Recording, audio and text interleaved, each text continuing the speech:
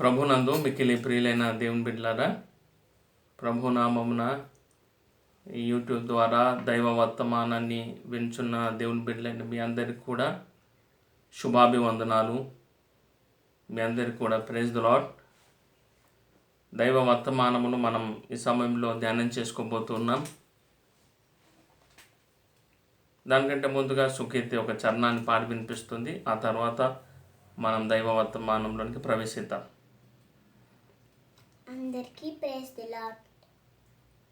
ఆకాశమందు నీవు తప్ప నాకెవరున్నారు నా ప్రభు. ఆకాశమందు నీవు తప్ప నాకెవరున్నారు నా ప్రభు. స్తుతి పాత్రుడా, స్తోత్రార్హుడా, స్తుతులందుకో పూజార్హుడా. స్తుతి పాత్రుడా, స్తోత్రార్హుడా, స్తుతులందుకో పూజార్హుడా. ఆకాశమందు నీవు తప్ప నాకెవరున్నారు నా ప్రభు. ఆకాశమందు నీవు తప్ప నాకెవరున్నారు నా ప్రభు. స్తుతి పాత్రుడా, స్తోత్రార్హుడా, స్తుతులందుకో పూజార్హుడా. స్తుతి పాత్రుడా, స్తోత్రార్హుడా, స్తుతులందుకో పూజార్హుడా. Thank you.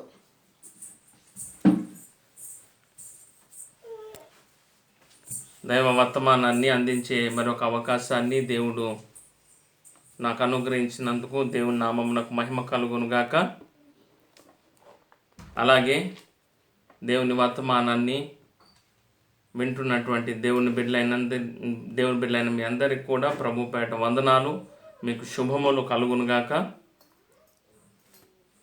ఈ సమయంలో దేవుని యొక్క వాక్యాన్ని కొంత సమయం మనం ధ్యానం చేసుకుందాం. కీర్తనల గ్రంథములో నుండి 73వ కీర్తనను మనము తెరిచి అందులో ఒక చరణాన్ని ఈరోజు మనం ధ్యానం చేసుకుందాం. 73వ కీర్తనలో 25వ చరణాన్ని ఈరోజు మనం ధ్యానం చేసుకోబోతున్నాం. శ్రద్ధగా దైవ వర్తమానాన్ని ఆలకించి దేవుని ఆశీర్వాదాలను పొందవలసిందిగా ప్రభుపేట కోరుకుంటున్నాను. చూడండి, ఆ చరణాన్ని నేను చదివి వినిపిస్తాను. ఆకాశమందు నీవు తప్ప నాకెవరున్నారు? నీవు నాకుండగా లోకములోనిది ఏదియో నాకక్కరలేదు.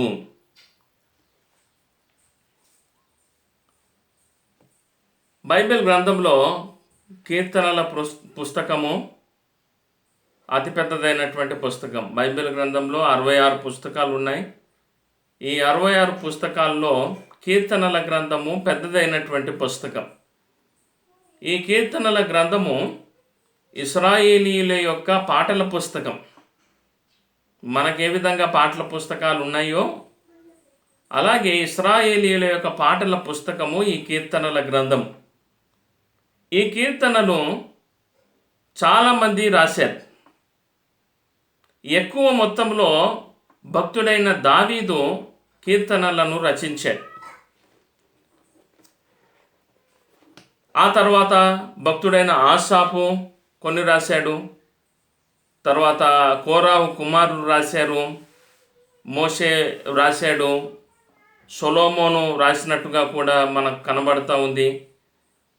కొన్ని కీర్తనలకు పేర్లు లేవు, అనానిమస్, ఎవరు రాశారో తెలియదు, రచయితలు. యాత్రా కీర్తనలు అనేటువంటి పేరు వాటికి ఇవ్వబడింది. ఈ విధంగా పలు కీర్తనలను పలుగురు అనగా భక్తులైనటువంటి వాళ్ళు వారి జీవిత అనుభవంలో నుండి వ్రాశారు. పాట అనేటువంటిది రచయిత యొక్క అనుభవంలో నుండి, రచయిత యొక్క పరిస్థితులలో నుండి వచ్చినటువంటి కీర్తనలే. చూడండి, కొన్ని కీర్తనలకు బ్యాక్గ్రౌండ్ ఉంది, నేపథ్యం ఉంది. చూడండి, ఉదాహరణకు చూసుకుంటే 34వ కీర్తనలో అక్కడ భక్తుడైన దావీదు ఆ కీర్తనను రాస్తూ ఉన్నాడు. ఆ పైన నేపథ్యం ఉంటుంది. నేపథ్యము అని అంటే అసలు ఏ సందర్భంలో ఆ కీర్తనను రాశాడు అనేటువంటిది. 34వ కీర్తన ఏ సందర్భంలో రాశాడు అని అంటే, దావీదు సౌలు చేతిలో నుండి తప్పించుకొని పారిపోయాడు. ఒక చోటుకి వెళ్ళిన తర్వాత అక్కడ ఒక రాజు ఉన్నాడు. ఆ రాజు పేరు అబీమెలెకు. ఈ అబీమెలెకును సౌలు రాజు ఇద్దరు బాగా స్నేహితులు. దావీదును గుర్తుపట్టాడు. అప్పుడు దావీదు ఒక వెర్రివాని వలె, ఒక పిచ్చివాని వలె అక్కడ ప్రవర్తిస్తూ ఉండటం ద్వారా అబీమెలెకు అక్కడ ఉన్నటువంటి దావీదును అక్కడ నుండి పంపించేశాడు. లేదు, అతడే దావీదు అనే సంగతి తెలిసినట్లయితే సౌలుకి అప్పగించేవాడు. ఆ బయటకు వచ్చిన తర్వాత రాసినటువంటి కీర్తన 34వ కీర్తన.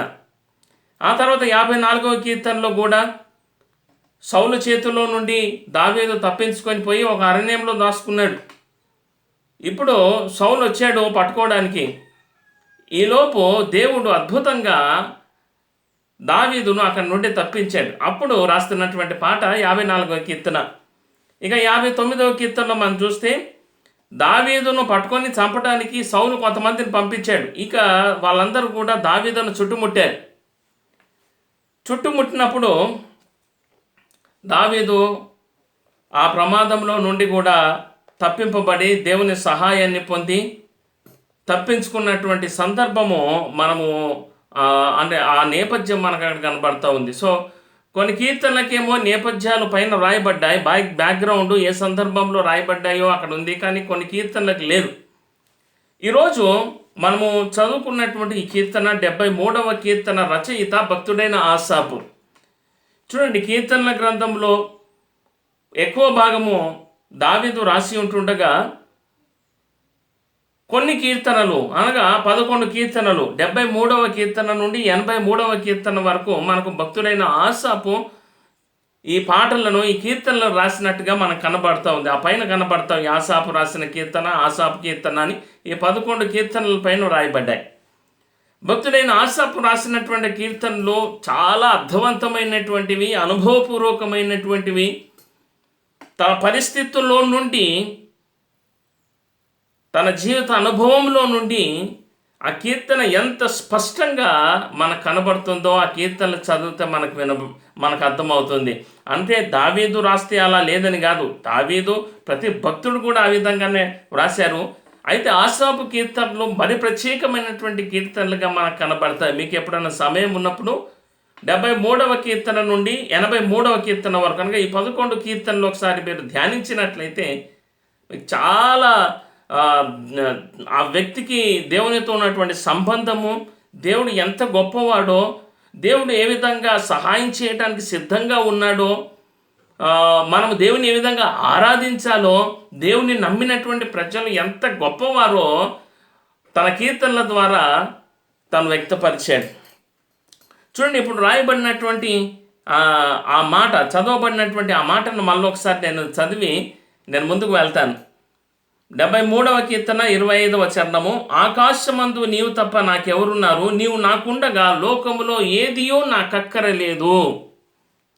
చూడండి, ఈ మాట భక్తుడైన ఆసాపుకు మరియు దేవునికి ఉన్నటువంటి సత్సంబంధాన్ని తెలియజేస్తుంది. ఎలా అంటారా? చూడండి, ఇక్కడ భక్తుడు ఏమంటున్నాడు అంటే, ఆకాశమందు నీవు తప్ప నాకెవరున్నారు, నీవు నాకుండగా. చూడండి, నీవు తప్ప నాకెవరున్నారు, నీవు నాకుండగా. చూడండి, నీవు అనేటువంటి మాట మనం తరచుగా ఆ వ్యక్తి ముందుగా ఉన్నప్పుడు, లేకపోతే ఆ వ్యక్తితో మనం మాట్లాడుతూ ఉన్నప్పుడు ఆ మాట మనం మాట్లాడతాం, అంతే కదండి. నీవు అనేటువంటి మాట చూడండి, నేను అనేటువంటిది ఫస్ట్ పర్సను, నీవు అనేటువంటిది సెకండ్ పర్సన్, అతడు, ఆమె, ఆయన అనేటువంటిది థర్డ్ పర్సన్. థర్డ్ పర్సన్ గురించి మాట్లాడినప్పుడు నీవు అని మనం మాట్లాడడం, ఆ వ్యక్తి సెకండ్ పర్సన్గా అనగా మన ముందుగా ఉన్నప్పుడే కానీ, లేకపోతే ఆ వ్యక్తితో మనం మాట్లాడుతున్నప్పుడే కానీ మనము నీవు అనేటువంటి మాటను మనం ప్రస్తావించము. చూడండి, ఇక్కడ భక్తుడైన ఆసాపు ఏమన్నంటే నీవు తప్ప, అనగా నీవు ఇక్కడ ఉన్నావు, నీవు నాకుండగా. ఎంత సన్నిహిత సంబంధాన్ని భక్తుడు దేవునితో కలిగి ఉన్నాడు. చూడండి, అదేవిధంగా ఈ మాట దేవునిపైన తనకున్నటువంటి విశ్వాసము, దేవునిపై తను ఎంతగా ఆధారపడ్డాడో ఈ మాట ద్వారా మనకు అర్థమవుతుంది. చూడండి, భక్తుడైన ఆసాపుకు బాగా తెలుసు అదేంటంటే తన దేవుడు ఎక్కడ ఉన్నాడు. తన దేవుడు ఆకాశమందున్నాడు. దేవుడు ఒక స్థలానికి, లేకపోతే ఒక గుడికో, ఒక గోపురానికో, లేకపోతే ఓ చర్చికో, లేకపోతే ఒక ప్రాంతానికో, లేకపోతే ఓ దేశానికో పరిమితమైనటువంటి వాడు కాదని, ఆయన లిమిటెడ్ కాదని, ఆయన అన్లిమిటెడ్ అని, ఆయన గొప్పవాడని, ఆయన ఆకాశమందు ఉన్నటువంటి దేవుడు అని భక్తుడైన ఆసాపుకు బాగా తెలుసు. దేవుని బిడ్డలారా, ఈ దినాన దేవుని బిడ్డలమైనటువంటి మనం ఆరాధించుచున్నటువంటి దేవుడు ఎవరో మనకు తెలుసా? ఆయన ఆకాశమందున్నటువంటి దేవుడు. వాక్యంలో రాయబడింది, ఆయన ఆకాశమును తన సింహాసనముగాను, భూమిని ఆయన పాదపీఠముగా కలిగినటువంటి వాడు. అంటే ఆయన కూర్చోవాలనుకుంటే ఎక్కడికి వచ్చి ఉంటాడు? ఆయన ఆకాశం మీదకి వచ్చి ఉంటాడు. కాళ్ళు ఎక్కడ పెట్టుకుంటాడు అని అంటారా? భూమి మీద ఆయన కాళ్ళు పెట్టుకుంటాడు. ఆ ఫుట్ స్టూల్గా ఆయన ఈ భూమినే కలిగి ఉన్నాడు. అంత భీకరుడైనటువంటి దేవుడు ఆసాపు ఆరాధించుచున్నటువంటి దేవుడు. ఈ వాస్తవాన్ని దేవుని బిడ్డలమైనటువంటి మనము గుర్తెరగా కలిగినటువంటి వారిగా ఉన్నామా? చూడండి, 115వ కీర్తనలో కూడా మనము ఇదే మాట మనం చూస్తూ ఉన్నాం. 115వ కీర్తన 2-3 వచనాలను నేను చదువుతున్నాను. వారి దేవుడేడి అని జనులు ఎందుకు చెప్పుకొందురు? మా దేవుడు ఆకాశమందున్నాడు, తనకిచ్చ వచ్చినట్లుగా సమస్తమును ఆయన చేయుచున్నాడు. ఇక్కడ భక్తుడు ఏమంటున్నాడో తెలుసా? నీ దేవుడేడి అని అన్యజనులు మమ్మల్ని ఎందుకు అడుగుతారు? మా దేవుడు ఆకాశమందున్నాడు. మీరు ఎక్కడికి వెళ్తున్నారండి? మేము దేవుని దగ్గరికి వెళ్తున్నాం. ఆ దేవుణ్ణి కలుసుకోవడానికి ఎక్కడికి వెళ్తున్నారు మీరు? చాలా దూరం వెళ్తున్నామండి, బోలెడు దూరం వెళ్తున్నాం. మేము చాలా కిలోమీటర్ల వరకు వెళ్ళాలి. కొన్నిసార్లు ప్రయాణ సాధనాలు ఉండవు, అప్పుడు మేము నడుచుకుంటూ వెళ్ళాలి. ఎందుకు వెళ్తున్నారు? మా దేవుని కలుసుకోవడానికి వెళ్తున్నాం. ఓహో, అవునా? మరి మీ దేవుడు అని ప్రశ్నిస్తారు. మరి మీ దేవుడేడి? మా దేవుడు ఆకాశమందున్నాడు. దేవుని నామమునకు మహిమ కలుగును గాక. ఆయన ఆకాశమందున్నటువంటి దేవుడు. ఆయన ఒక చోటికి పరిమితమైనటువంటి వాడు కాదు. మనం ఆరాధించుచున్నటువంటి దేవుడు ఒక చిన్న ఏంటంటే ఓ స్థలానికి, లేకపోతే ఓ గుడికి, లేకపోతే ఓ మందిరానికి, ఓ చర్చికి మాత్రమే మనము పరిమితంగా చేసినట్లయితే మనము దేవుని యొక్క శక్తిని తక్కువగా అంచనా వేసిన వారిగా మనం ఉన్నాం.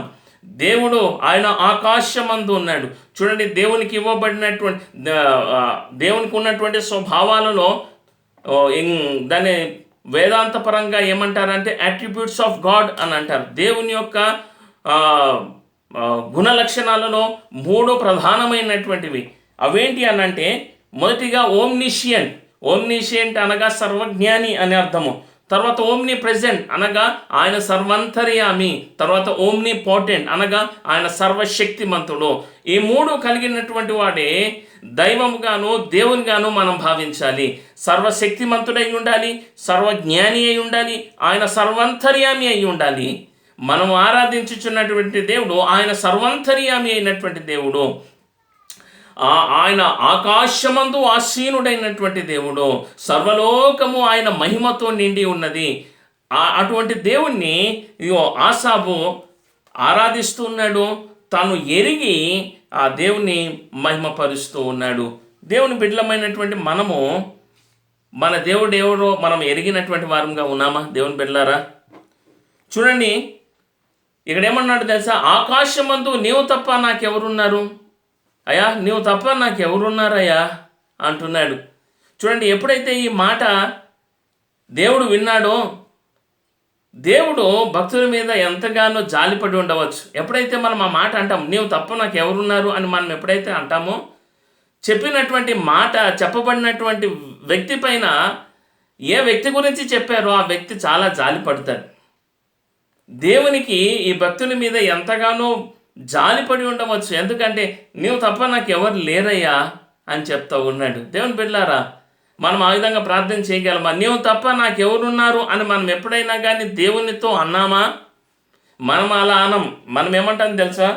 నాకు చాలామంది పరిచయం ఉన్నారండి, నాకు చాలామంది తెలుసు, చాలామంది బంధువులు ఉన్నారు, ఎక్కడ పోయినా కానీ మాకు బంధువులు ఉన్నారు. ఓ ఆ వ్యక్తి, అతడు మాకు చాలా దగ్గర బంధువు అండి, మాకు చాలా బలగం ఉందండి, ఎక్కడికి పోయినా కానీ మాకు బంధువులు ఉన్నారు అని గొప్పగా మనం చెప్పుకుంటాం. కానీ అంటే చెప్పుకోవడంలో తప్పు లేదనుకోండి, అంటే నిజంగా బంధువులు ఉంటే బంధువులు ఉన్నారు అని చెప్పుకోవడంలో తప్పేముంది. కానీ వారి మీద ఆధారపడేటువంటి విధముగా మనము మాట్లాడకూడదు కదా. మన ఆధారం ఎవరై ఉండాలి అనంటే దేవుడై ఉండాలి. మనము ఏమి కలిగి ఉన్నానో, ఎంత బలగము కలిగి ఉన్నానో, సమస్తాన్ని కలిగి ఉన్నానో, మనకు ఆధారముగా మనం ఎవరిని కలిగి ఉండాలంటే మన దేవుణ్ణి మనం ఆధారం చేసుకునే వారిగా మనం ఉండాలి అని ప్రభుపేట మనవి చేస్తూ ఉన్నాను. భక్తుడు అంటున్నాడు, ఆకాశమందు నువ్వు ఉన్నావు, నీవు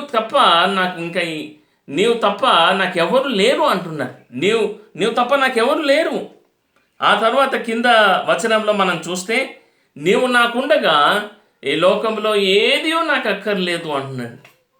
నీవు నాకుండగా ఈ లోకంలో ఏదియో నాకు అక్కర్లేదు అంటున్నాడు. చూడండి, భక్తుడైనటువంటి పౌలును మనం ఈ సమయంలో జ్ఞాపకం చేసుకుంటే, ఫిలిప్పీలకు రాసిన పత్రిక 3వ అధ్యాయం 10వ వచనంలో ఇక్కడ భక్తుడు ఏమంటున్నాడంటే, ఏ విధము చేతనైనను మృతులలో నుండి నాకు పునరుద్ధానము కలుగవలెనని అని మాట్లాడుతూ, సమస్తమును నష్టపరుచుకొని వాటిని పెంటతో సమానముగా ఎంచుకొనుచున్నాను అంటున్నాడు. అనగా చూడండి, ఈ లోకంలో ఉన్నటువంటి లోకంలో ఉన్నవన్నీ కూడా అశాశ్వతమైన అని, అవి మనకెప్పుడు కూడా మనకు శాశ్వత కాలము ఉపయోగపడవని, కేవలము దేవుడు మాత్రమే మనకు శాశ్వతమని, ఆయనతోనే మనము సదాకాలం ఉండబోతున్నాము అనేటువంటి ఆత్మీయ సత్యాన్ని ఎరిగినటువంటి వాడై భక్తుడైన పౌలు ఆ మాట చెప్తూ ఉన్నాడు. భక్తుడైన యాకోబు కూడా యాకోబు పత్రిక 4వ అధ్యాయం 4వ వచనంలో ఒక మాట చాలా కఠినంగా చూడండి, ప్రపంచ క్రైస్తవ సంఘానికి ఈ విధంగా అంటున్నాడు. ఏమంటున్నాడంటే, మీరు ఎప్పుడైతే లోకాన్ని ప్రేమిస్తారో దేవుని ప్రేమ మీలో ఉండదు అని చెప్తూ ఉన్నాడు. లోక స్నేహము దేవునికి వైరమని మీరు ఎరుగరా అంటున్నాడు. అవును, నిజమే. మనం ఎప్పుడైతే లోకాన్ని మనం ప్రేమిస్తామో మనలో దేవుని ప్రేమ ఉండదు. ఎందుకంటే మనం ఎప్పుడు కూడా మన మన మన ఆలోచనలన్నీ కూడా ఈ లోకపరమైనటువంటి ఆలోచనలుగానే ఉంటాయి. అదేవిధంగా పత్రికలలో భక్తుడైన పౌలు ఒక దగ్గర ఏమంటాడో తెలుసా? మీరు క్రీస్తుతో కూడా లేపబడిన వారైనట్లయితే పైనున్న వాటిని వెదకండి అని చెప్తూ ఉన్నాడు. ఈ లోకంలో ఉన్నటువంటివి అశాశ్వతమైనటువంటివి, క్షయమయ్యేటువంటి వాటి మీద మీరు ఎందుకు అంతగా మనసు పెట్టుకుంటున్నారు? మరి వాటి మీద అంతగా మనసు పెట్టుకుంటే మరి పరలోకమందున్నటువంటి వాటి మీద మీరు ఇంకెంతగా ఆశపడి ఉండాలి అని అక్కడ భక్తుని యొక్క అభిప్రాయము. చూడండి, ఇక్కడ భక్తుడైన ఆశాపు అంటున్నాడు, నీవు నాకుండగా ఈ లోకంలో ఏదియో నాకు అక్కరలేదు అంటున్నాడు. చూడండి, మరొక సందర్భంలో మనం చూసుకుంటే ప్రభువును వెంబడించినటువంటి వారిలో అనేకులైనటువంటి వారు ఉన్నారు. చాలామంది ప్రభువును వెంబడించారు. ఒకసారి ప్రభు ఏమన్నాడంటే, ఇదిగో మీరు నన్ను వెంబడించాలి అని అంటే నా శరీరమును తిని నా రక్తాన్ని తాగాలి అని ఒక మాట అన్నాడు. యోహాను సువార్తలో మనకు కనబడుతుంది.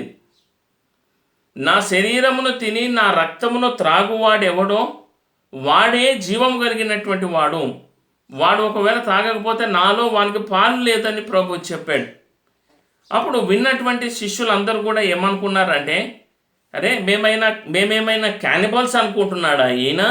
అనగా మేమేమైనా నరమాంస భక్షకులం అని అనుకుంటున్నాడా?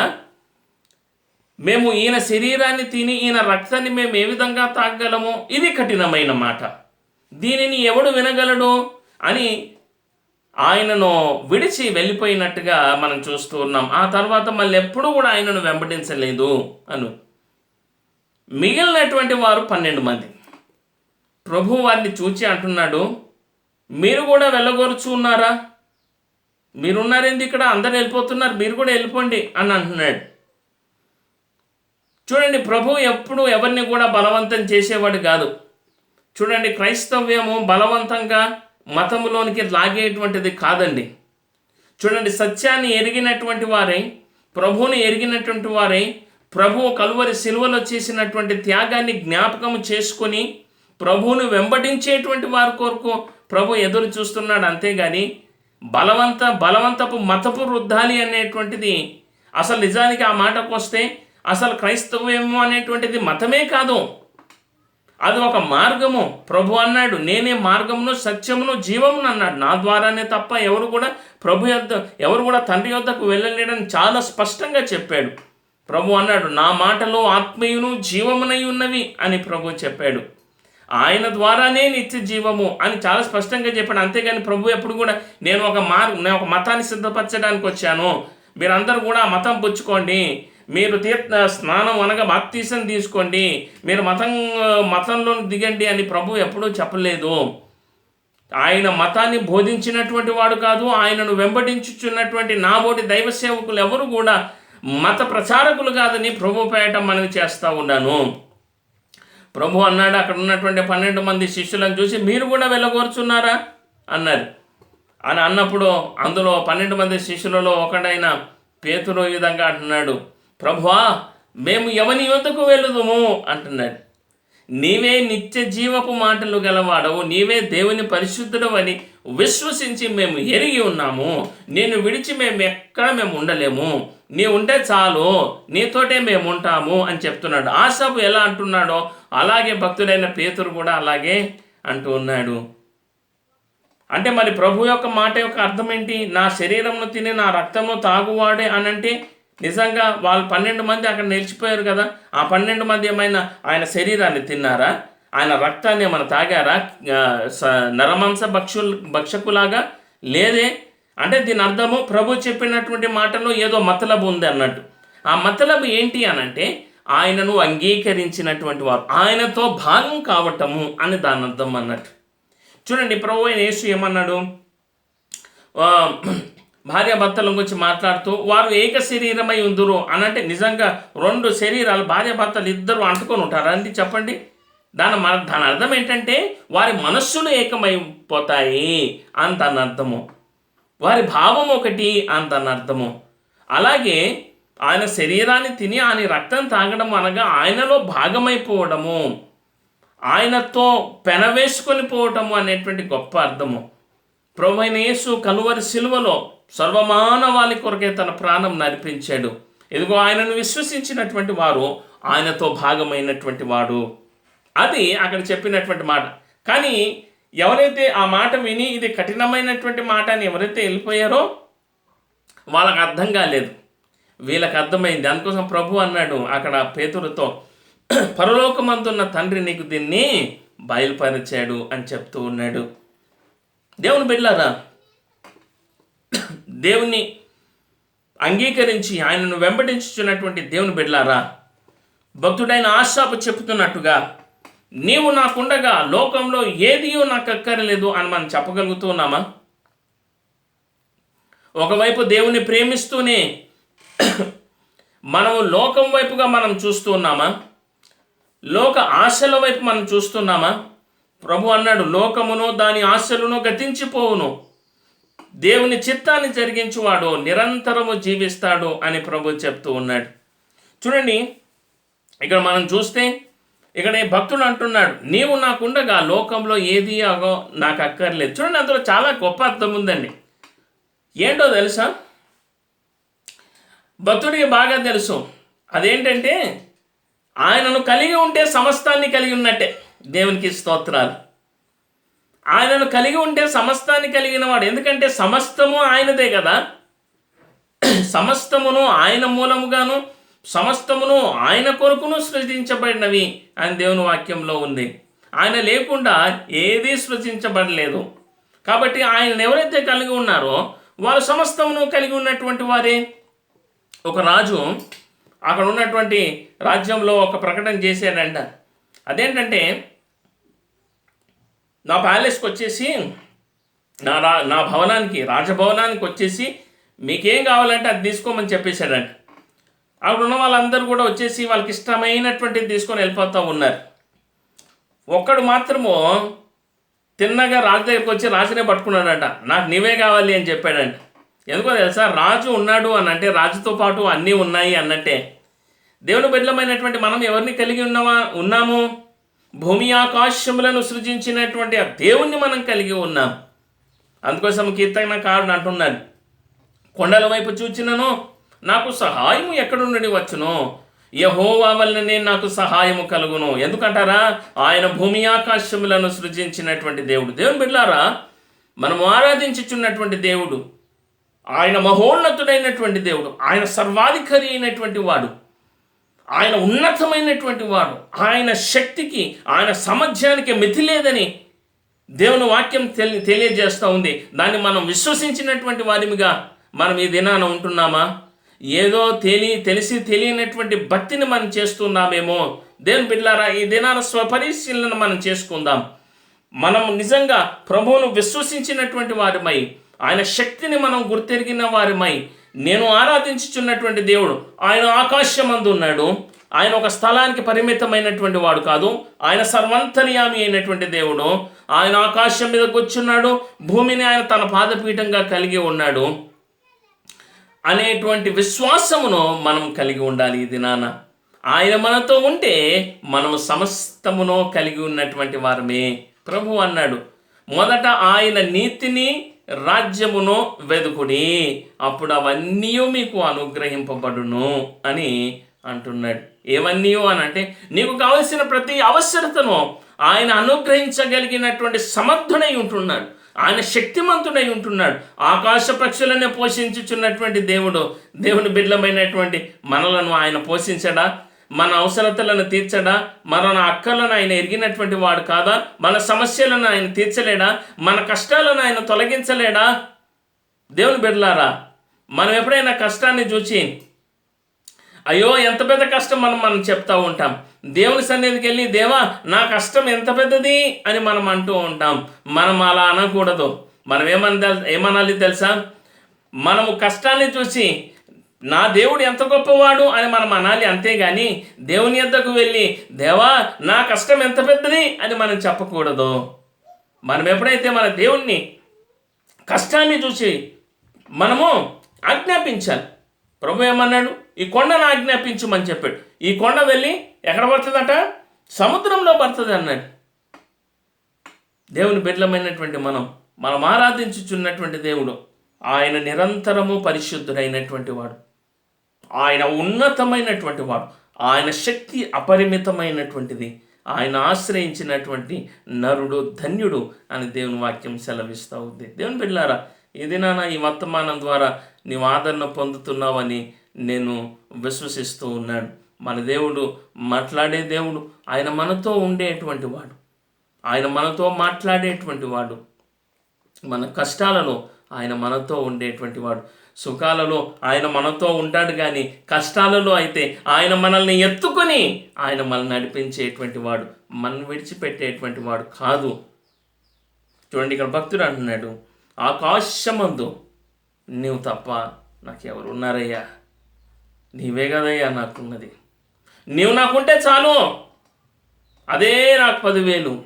ఈ లోకంలో నాకు ఏది అక్కర్లేదు. నాకు అవసరం ఏమన్నా నాకు అక్కర్లేదనే మాట చూడండి, ఎంత రెక్లెస్గా మాట. నాకు అక్కర్లేదు. ఏం ఆశాపు దగ్గరికి వచ్చి బంగారం కావాలి దేవుడు బంగారం అవసరం లేదు. నాకు ఏది వస్తు వాహనాలు ఇదేం అవసరం లేదు. నాకు దేవుడు ఉంటే చాలు. ఆయన ఉంటే నాకు చాలు. ఆయన ఉంటే సమస్తాన్ని నేను కలిగినటువంటి వాడిని. దేవుని వెళ్ళారా ఇదేనా?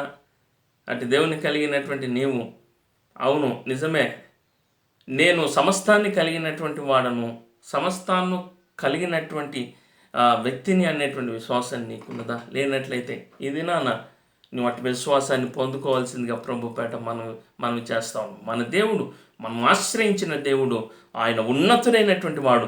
ఎవనికి యాకోబు దేవుడు సహాయకుడగునో, ఎవడు తన దేవుడైన యెహోవా మీద ఆశ పెట్టుకున్నో వాడు ధన్యుడని దేవుని వాక్యం సెలవిస్తూ ఉంది. మన దేవుడు గొప్పవాడు, ఆయన నమ్మదగిన వాడు, మనకు సహాయం చేసేటువంటి వాడు.